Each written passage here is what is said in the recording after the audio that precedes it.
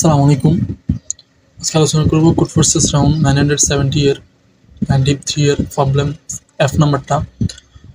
Problem স্টেটমেন্টটা নিজেরা একবার পড়ে নেবেন। এখানে যদি কি বলা হচ্ছে, যদি আমি বলি তোমার কাছে একটা এনটা বল থাকবে এবং এনটা বল থেকে তুমি প্রতি ক্ষেত্রে দুইটা করে সিলেক্ট করতে পারো। ঠিক আছে, প্রতি ক্ষেত্রে তুমি দুইটা করে সিলেক্ট করতে পারো এবং প্রত্যেকটা বলের একটা একটা ভ্যালু আছে। ওই ভ্যালুগুলা গুণ করে যোগফল করবা, সেগুলোকে যতবার নিতে পারবা তত দ্বারা ভাগ দিবা। ঠিক আছে, সেটা হচ্ছে এক্সপেক্টেড ভ্যালু। তোমাকে বলতে হবে এক্সপেক্টেড ভ্যালু প্রত্যেক ক্ষেত্রে এক্সপেক্টেড ভ্যালু কত। ঠিক আছে, সাপোজ তোমার কাছে এই এনটা বল আছে, সেক্ষেত্রে তুমি প্রত্যেকটা বল থেকে দুইটা সিলেক্ট করতে পারবা। তার মানে তুমি কতভাবে চুজ করতে পারবা, তার মানে সেটা হচ্ছে NC2। ঠিক আছে, এখন এখন ধরো এক থেকে ধরো আমি 1 2 3 4 5 6 ছয়টা বল আছে, প্রতি ক্ষেত্রে তুমি এই প্রত্যেকটা বলের ভ্যালু সেম ধরে নিলাম। ঠিক আছে, এবং প্রত্যেকটা ভ্যালু এই কিভাবে চুজ করবো, ধরো কিরকম হতে পারে গুণফলগুলো।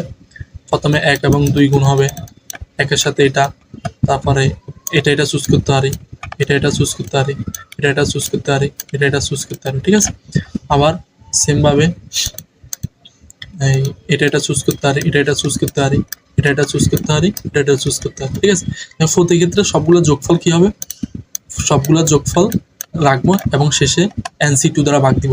ঠিক আছে, সেটা হচ্ছে এক্সপেক্টেড ভ্যালু, আর সেটাকে শেষে কি করতে হবে, মোড করতে হবে। এখন কিভাবে করা যায়, এখন ধরো এভাবে করতে হলে তো আমার NS স্কয়ার কমপ্লিসিটি হয়ে যাবে। ঠিক আছে, ও NS স্কয়ার, কারণ প্রত্যেক ক্ষেত্রে দুইবার লুপ চালানো লাগতেছে। কারণ তার মানে দুইবার লুপ চালাই না চালাই যদি কোনোভাবে কি একবার লুপ চালাই কাজ করা যায়। হ্যাঁ, যা কিভাবে দেখো তো, আমি যদি এইগুলা গুণ দিয়ে দিয়ে কিরকম একটা প্যাটার্ন বের করতে চেষ্টা করতেছি। প্যাটার্ন একের সাথে 2, একের সাথে 3, একের সাথে 4, একের সাথে 5।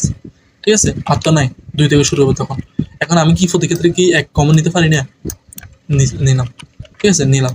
এখন এখন বাকি কয়টা আছে, বাকি আছে 2 3 4 5 6। ঠিক আছে, এখন 2 3 4 5 এগুলো কি আমি কোনো একটা এর মধ্যে রাখতে পারি না। হ্যাঁ, এটা হচ্ছে প্রিফিক্স সাম দিয়ে করব। ঠিক আছে, এখন প্রতি ক্ষেত্রে n থেকে প্রিফিক্স সাম i বিয়োগ দিব। ঠিক আছে, তার মানে আমি এত ভ্যালুটা, এই ভ্যালুটা আমি ফিরে যাচ্ছি। ঠিক আছে, আবার যখন 2 নিয়ে কাজ করব, 2 এর এই প্রিফিক্স সাম n বিয়োগ প্রিফিক্স সাম, এই যে কারেন্ট ভ্যালুটা আছে এটা বিয়োগ দিয়ে দিব। ঠিক আছে, তার মানে হচ্ছে জাস্ট এর যদি এটা থেকে বিয়োগ দিই, তার মানে এই ভ্যালুটা আসবে আমার।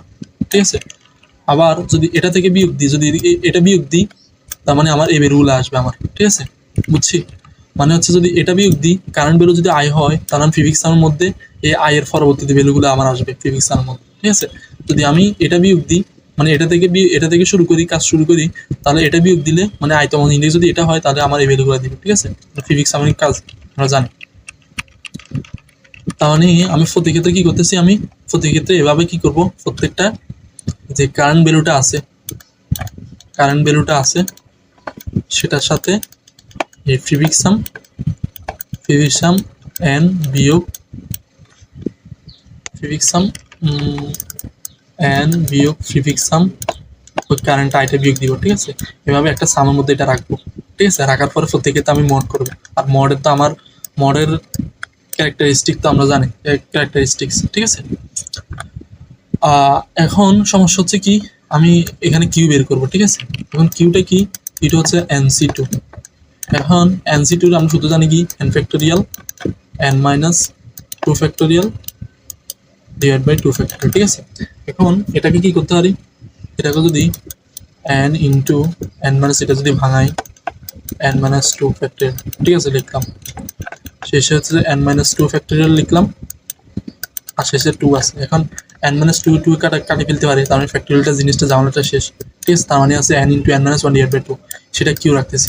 এখন কিউকে আমরা মডের অপারেশনের মধ্যে জানি, এই ক্যারেক্টারিস্টিক্সের মধ্যে জানি, যোগ এবং গুণের মধ্যে এভাবে লিখতে পারি। ধরো a প্লাস বি মড করা যে কথা, a প্লাস বি মড করা যে কথা,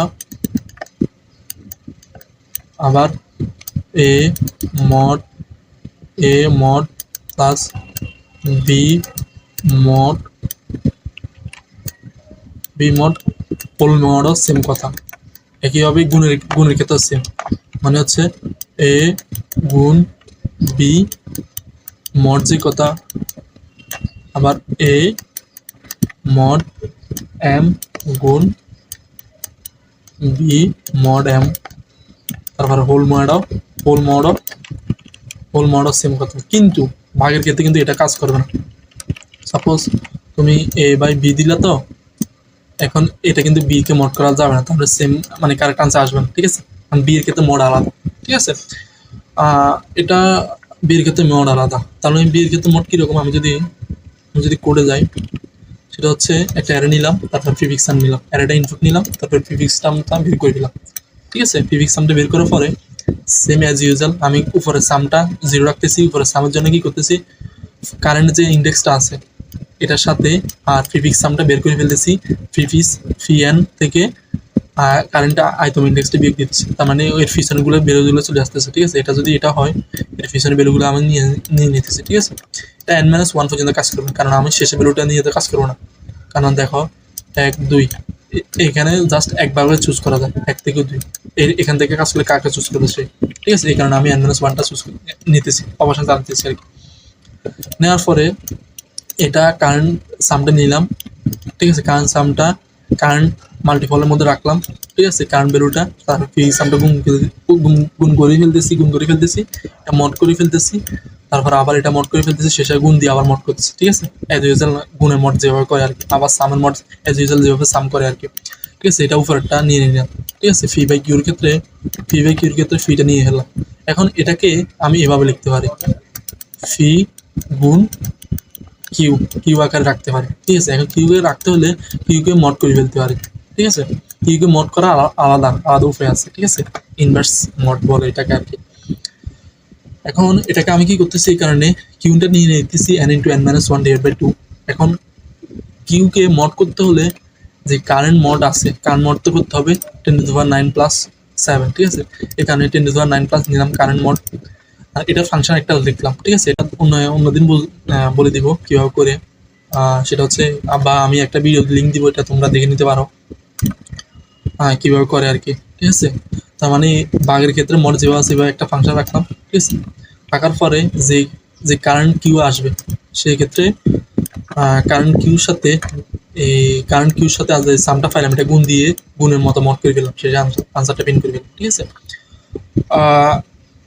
আর ইনভার্স মোড কীভাবে করে, এটা ভিডিওটা তোমরা দেখে নিও কীভাবে করে ইনভার্স মোডটা, ঠিক আছে। আমি ভিডিও লিঙ্কটা দিয়ে দিব, আশা করি বুঝে গেছে প্রবলেমটা, ঠিক আছে। মানে হচ্ছে আমি যে আমার ফি বাই কিউ রাখতে হবে, তো এখন ফিতে আমি বানা ফেললাম সামের মধ্যে, ঠিক আছে। এখন কিউটা সরাসরি দুইটা মোড করা যায় না, ঠিক আছে। গুণ যেরকম করতেছি, এটা এম দ্বারা মোড করলাম, এটা এম দ্বারা মোড করলাম, তারপরে হোল মোড করলাম, এটা হয় না। এক্ষেত্রে কি করতে হবে, এটাকে কিউ ইনভেস্ট করতে হবে, ঠিক আছে। এখন কিউ ইনভেস্ট করে সেটাকে তখন আমরা মোড করতে হবে, ঠিক আছে। এখন তখন আমরা মোড করতে পারবো। এখন কিউ ইনভেস্টের মোড আলাদা, এটা ফাংশনের মধ্যে দেখাই দিলাম আমি। কিউ মোড আসার পরে তার মানে কিউ ইনভার্সের মোড এসে গেল, তারপরে আবার ফিটা আমি শুরুতে রাখলাম, ঠিক আছে। শেষে আবার গুণ দিয়ে এটাকে আবার হোল মোড করলাম, শেষে আনসারটা প্রিন্ট করে দিলাম, ঠিক আছে। এই হচ্ছে প্রবলেম সলিউশনটা, আশা করি বোঝা গেছে। আসসালামু আলাইকুম।